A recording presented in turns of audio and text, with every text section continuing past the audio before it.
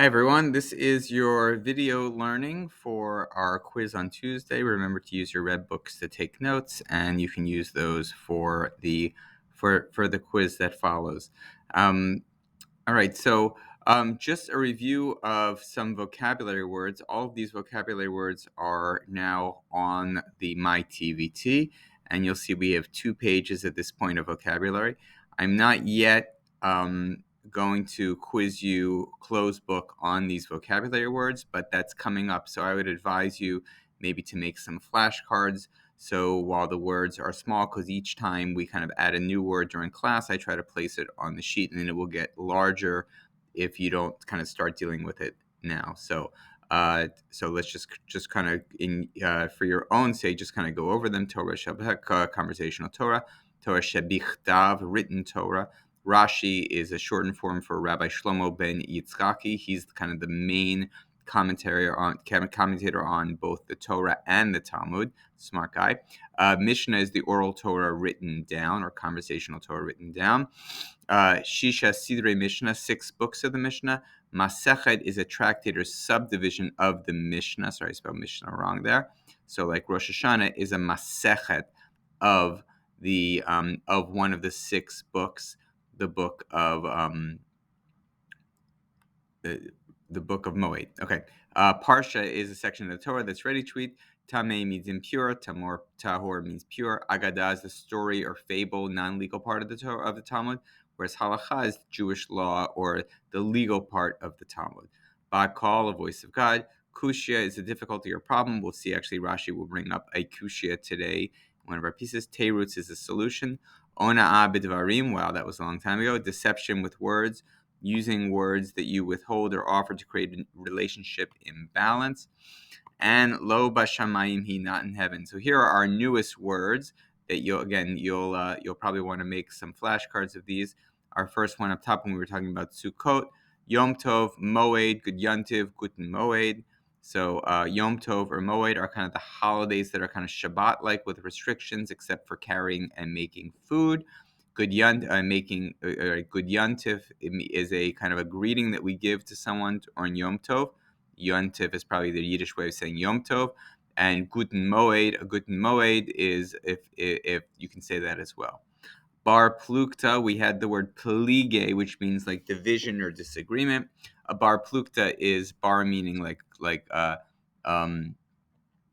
bar mitzvah means bar is like able, mitzvah is command. So bar mitzvah is commandable. Bar plukta is a disagreeable, right? And who is disagreeable? That is your study partner. Kule alma lo plige, right? That's an Aramaic, right, word in the Talmud. Kule kol ha'olam lo plige. So the entire world does not disagree, meaning everyone agrees. Interesting, they said in the negative. A gezerah. We had the words gezerah and takana, and I don't think I ever officially went over the concrete definitions of those. Gezerah is a change in the law in order to make sure the law is being kept. So often people think of a gezerah as a fence around the law, something that we become actually stricter about the law. Takana is actually a change in the law so that greater good can be met.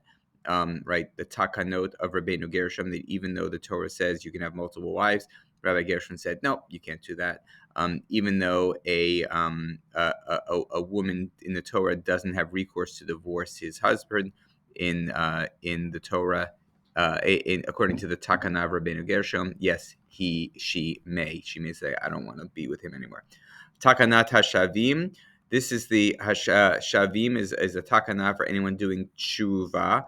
So this was doing things that make it easier for people to declare their guilt and say sorry. So we looked at the Takanat HaShavim when I believe it was Rabbi Beit Hillel who says, if you have a beam in your house, you don't have to give back that exact beam, even if it hasn't changed. You can just give back money, because if you do that and people know I have to take down my entire house, they're not going to want to declare their guilt. They're not going to want to say sorry. They're not going to want to do tshuva, which is an important thing in Jewish law. So we made certain rules to make it easier. We kind of we took what the Torah says and changed it in order to make it easier for someone to do this higher value, which is doing tshuva.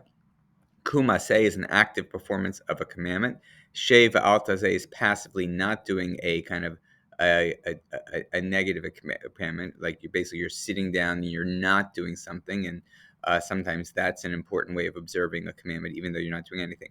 Tnu Rabbanan, our rabbis taught in a Braita. We're going to learn about other kind of words that symbolize a Braita is coming, but right here it's Tnu Rabbanan, our rabbis taught in a Braita.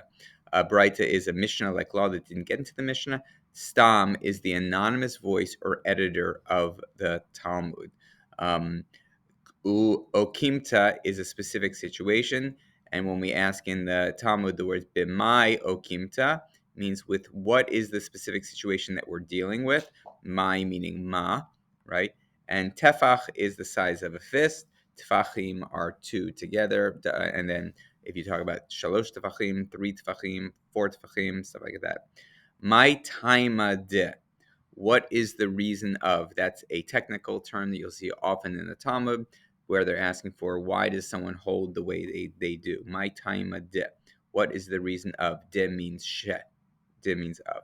And lastly, eight lasot ladonai or eight lasot lashem. That's the start of a phrase that says eight lasot lashem hefer toratecha. When it's time to act for God, make my Torah void. Meaning, at times, actually, when we're acting for God, sometimes we need to go against the Torah. So I believe those are our terms up to date at this point. I'll keep on adding to them, but it's probably the right time because starting next week, what I'll do for our quizzes is I will ask you to close the book at one point, and I'll kind of shout out, 3 words from the list so far. So I hope, but right. So, all right, let's get going. So here we are back at Rosh Hashanah, and of course we are looking at the big discrepancy between Rabban Gamliel, who makes this chart of pictures of the moon, and we have the 10 Commandments saying, hey, that's not allowed. We have also in Exodus 20:20 saying, second time, hey, that's not allowed. So how do we kind of make them, how do we kind of say that actually Rabban Gamliel, who's the very head of the Jewish people, head of the Jewish court of law, he's called the Nasi, right? The kind of like the prince, and he seems to be violating Jewish law. Oh my goodness! So what are we? And of course there must be something that we're not understanding here. And I've got 2 moves to make as a Talmud to kind of try to kind of reconcile the discrepancy that seems to exist between the 2 of them. Right? We talked about this in class. One of them is either to say, hey, I'm reading what the Torah said, but I'm not really, I don't think I really understand it in the way it should. If I really understood what it was saying, then I would realize that actually Rabban Gamliel was okay. Or we can say, I think I understand what Rabban Gamliel did, but I really don't. If I did, I'd see Rabban Gamliel acted 100% okay with the Torah. So it's important to know right now that the goal of our Talmud piece here is to say, no. You think that there's a disagreement between the way Rabban Gamliel does and what the Torah says. There's none. Okay? And so we asked in class what might be kind of the moves that the Talmud could make in saying that let's try better to understand what the Torah is saying because we're not understanding correctly, and or what moves could the Talmud make in saying like Rabban Gamliel, it seems like he's doing something wrong, but if we really understood it, we'd realize he wasn't doing anything wrong. And I hope that what you'll see is you'll see some of these things come into life. At some points, it's that we don't understand the Torah correctly. At other points, it's that we don't understand what Rabban Gamliel did directly. Again, with the goal of kind of coming to the end of this little sugya, of this piece of Talmud, with kind of an idea of that they actually don't contradict each other. So that's the goal, and we're going to see kind of the moves. This ping pong is kind of the way I describe what's going to happen right now, and the way I describe kind of your halachic debates in the Talmud. There's always this kind of back and forth, like a ping pong match, back and forth, back and forth. In Hebrew, in Aramaic, it's called shakla vitaria. Shakla vitaria is like is basically giving and taking, give and take, back and forth, ping and pong, and we're going to really see that in this piece. And of course, what are they kind of sending back and forth? This question of how can Rabban Gamliel do this? He's going against the Torah, and so we're going to have some people say, no, he's not going against the Torah. Yes, he is going against it. No, he's not going against the Torah. Yes, he is going against the Torah. and they're going to ask this question by asking the question, umi shire, or mi share. That's how I would have said it, mi shire. But I took this from so someone else is putting in a different kind of vowels. I share to me means permissible, and umi is a not like who is permitting, but umi is actually a sign of a question. So the umi is actually like a question mark. So is it permitted? Umi share, and can it be that this is actually permitted? And then of course we have our two sides. And so one side is going to say no, it's completely not permitted.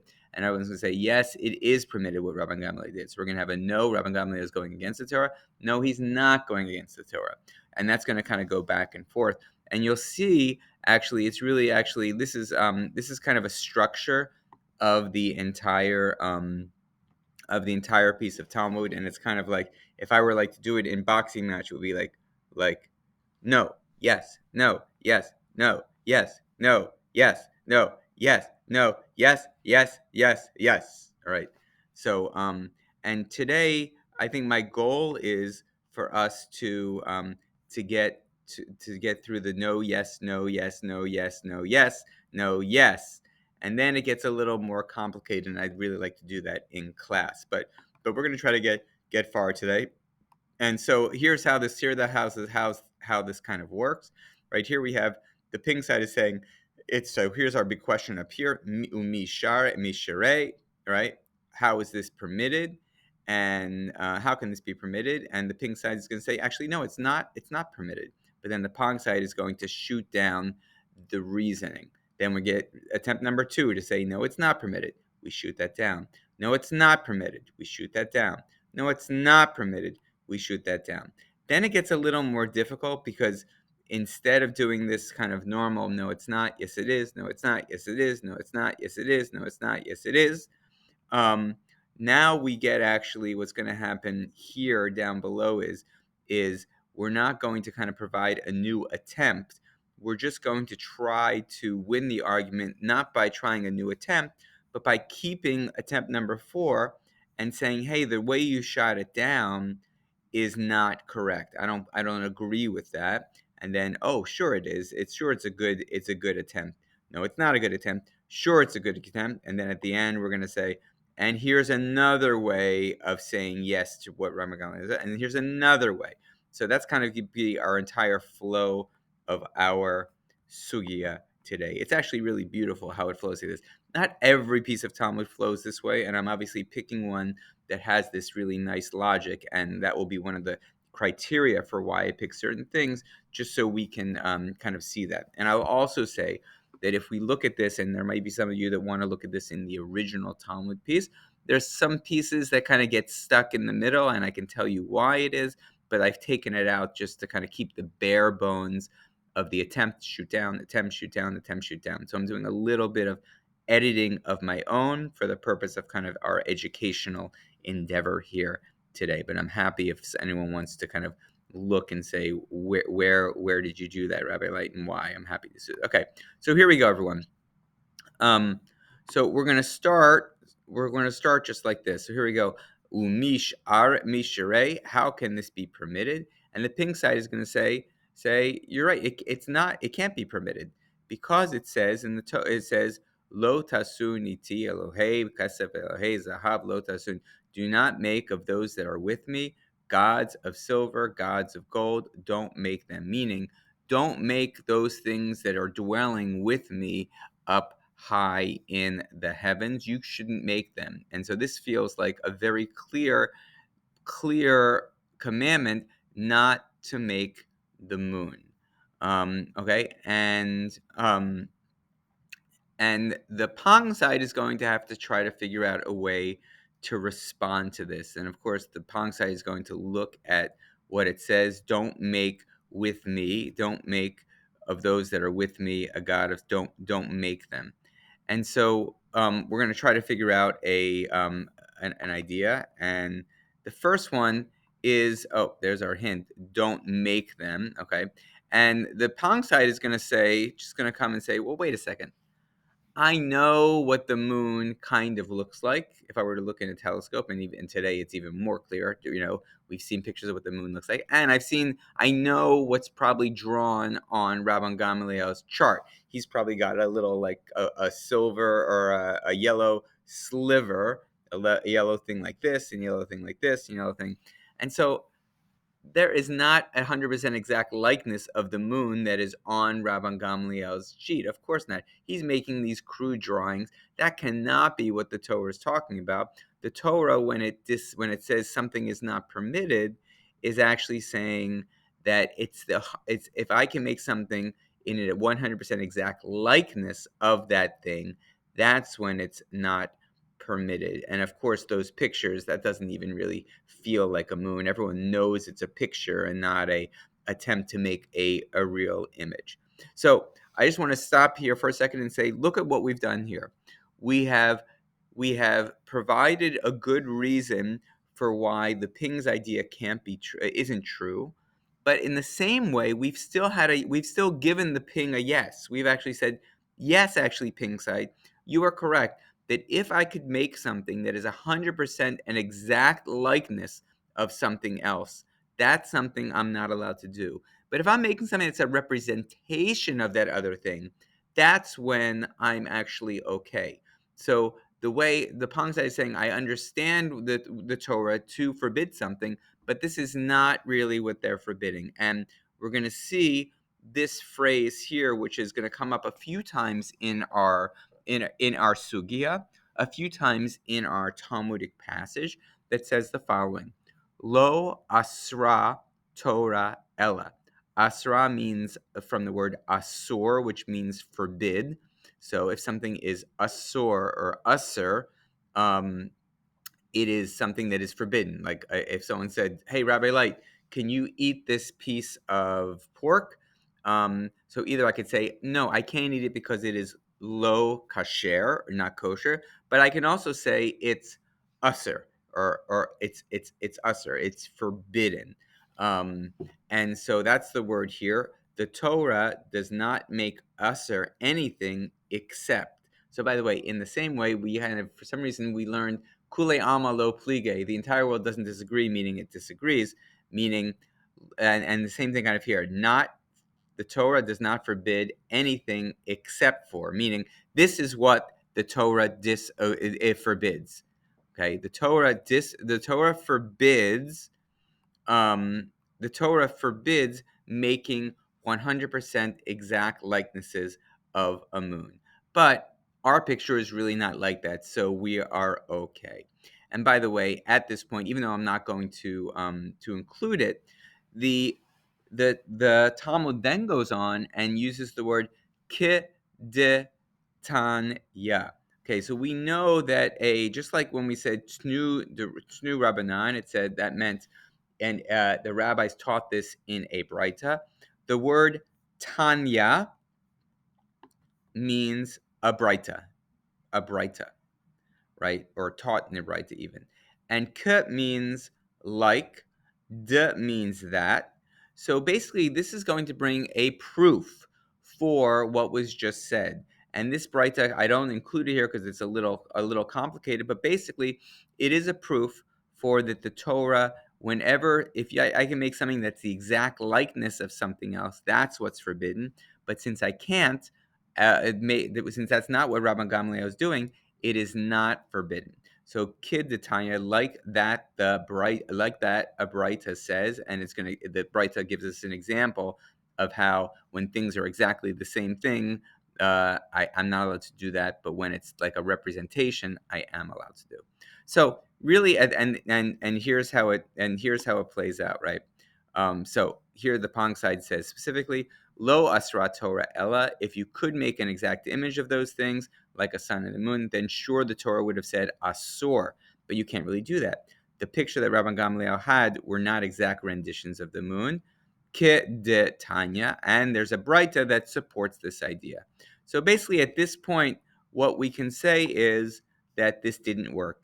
The Ping's first attempt to try to show us that Rabban Gamliel has violated the Torah doesn't work.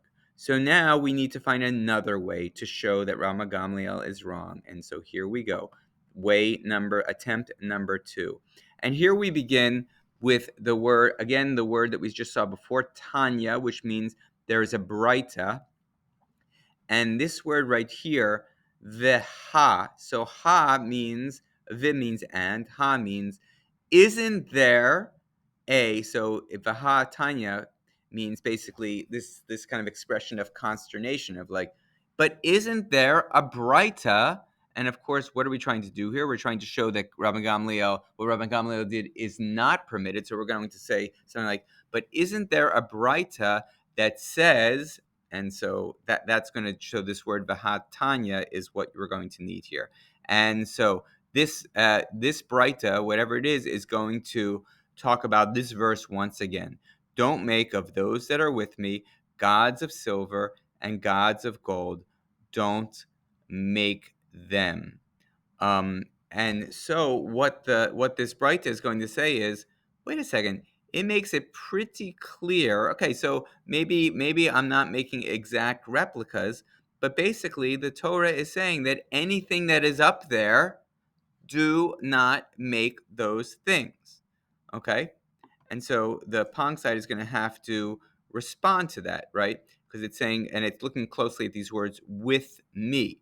So the Pong side is going to respond to that and said, actually, the Torah is not talking about exact versus not exact replica. The Torah doesn't even speak like that. The Torah is basically saying if it's up there with me, no, it is asur to make it. And that's exactly what Rabban Gamliel did.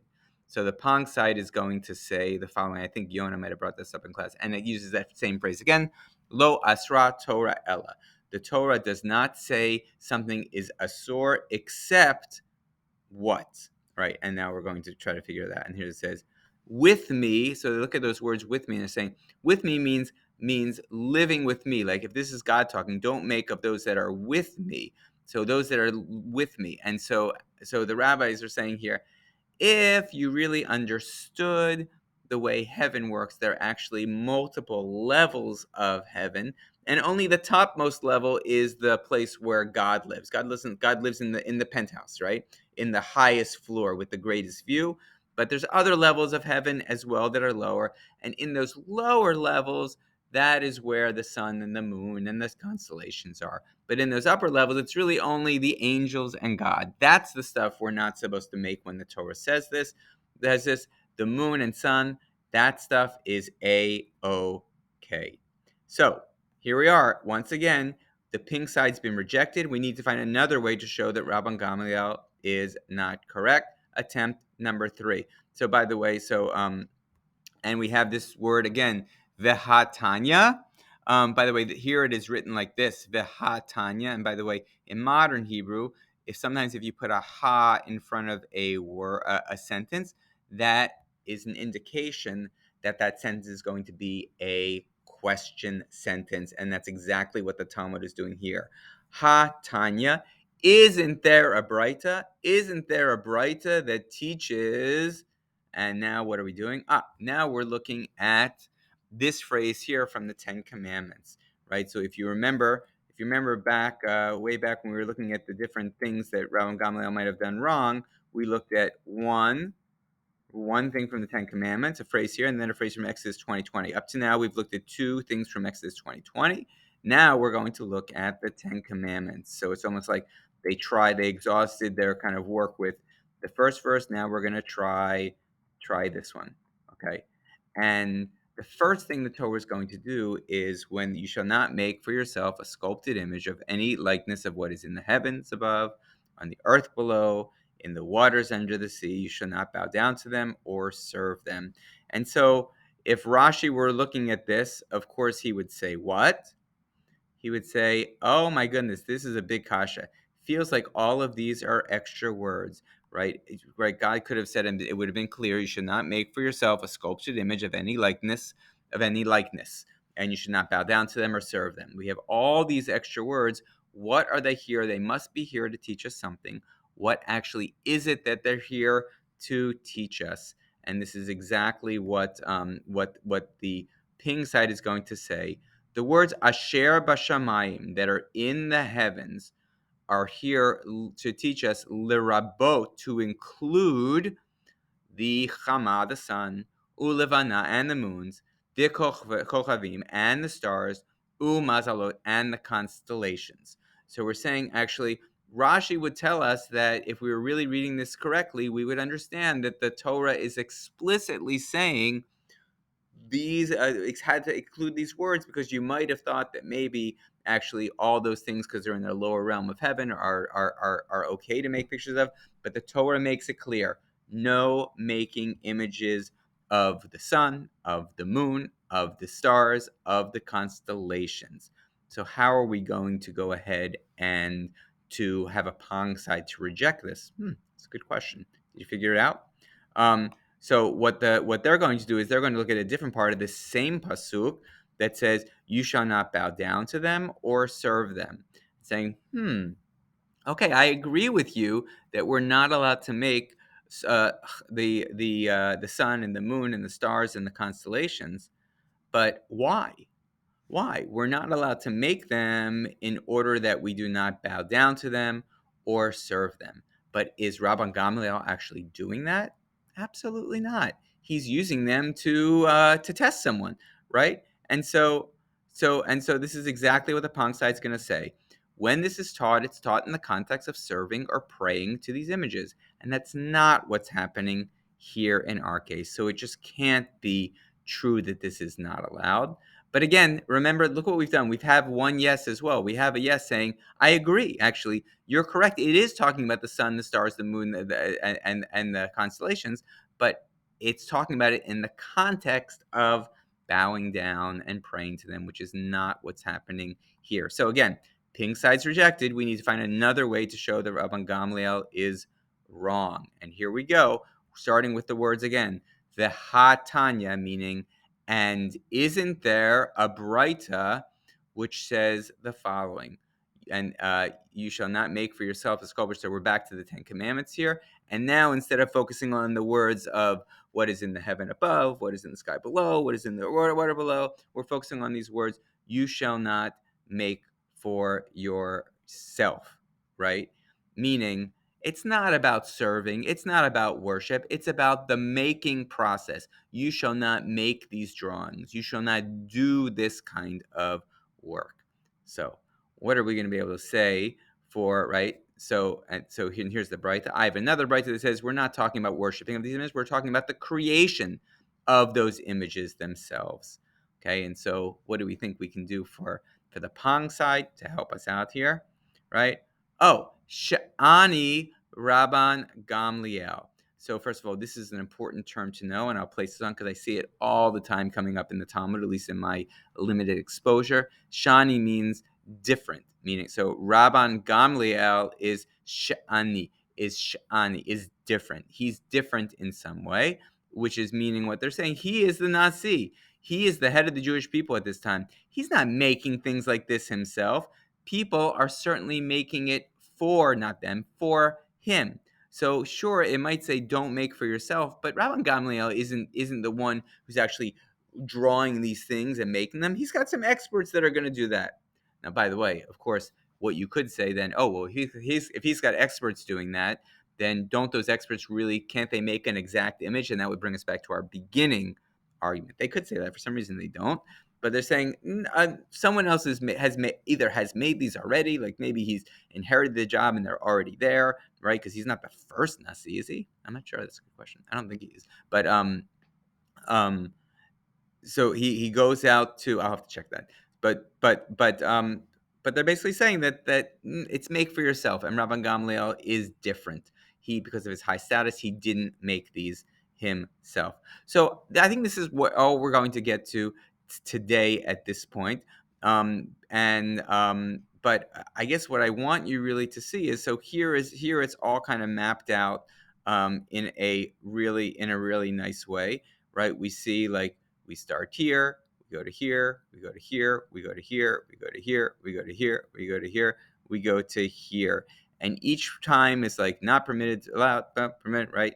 And So it's a really beautiful kind of beautiful piece of Gemara. So we have attempt number 1, it's shot down. Attempt number 2, it's shot down. Attempt number 3, it's shot down. Attempt number 4, it's shot down. And then I wrote here, but maybe not, meaning that next time, instead of providing attempt number 5, I'm gonna actually do another move. The Talmud's gonna do another move, that instead of trying attempt number 5, if I can show how the shoot down of attempt number 4 doesn't work, that means that attempt number 4's no is still kind of on the winning side. So we're going to try that tactic when class begins on Tuesday. Thanks, everyone. Good luck.